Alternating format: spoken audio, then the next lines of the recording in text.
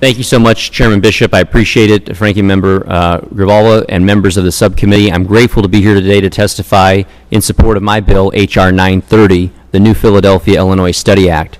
This legislation will authorize the Department of Interior to conduct a special resource study at the archaeological site of New Philadelphia, Illinois.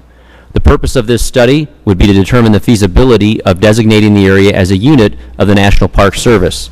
I'm happy to report that this bill has bipartisan support from members not just in my home state of Illinois or across the Midwest, but indeed across the country. The area of New Philadelphia is located in my congressional district and is of unique historical significance to our nation, and I believe deserves full evaluation by the Department of Interior. In 1836, a freed African-American slave named Frank McWhorter founded the town of New Philadelphia, and it became the first town in America founded by an African-American.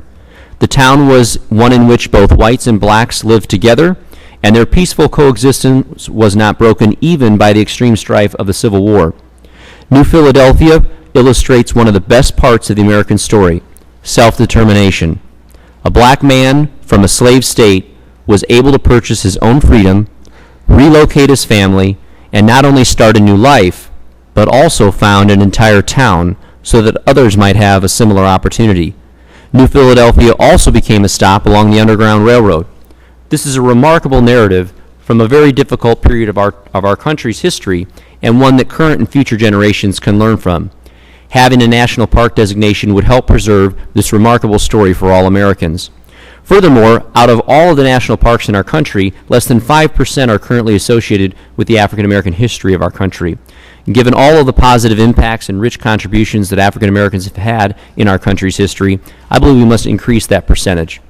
I also believe that we can start by fully memorializing in history the first town founded by an African American, New Philadelphia, Illinois.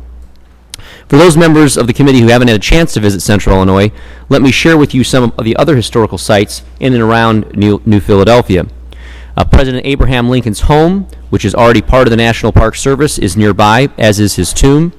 The Abraham Lincoln Presidential Library and Museum is also just miles away.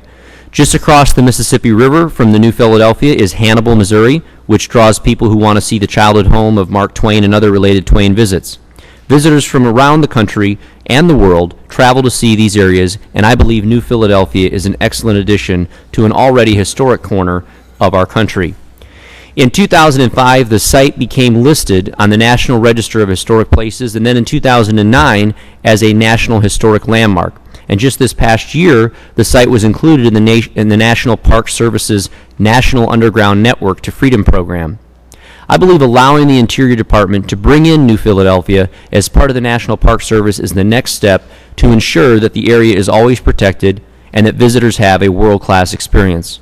It's important to note that the local communities fully embrace New Philadelphia's quest to become part of the National Park Service, and support letters from local landowners have been submitted into the record.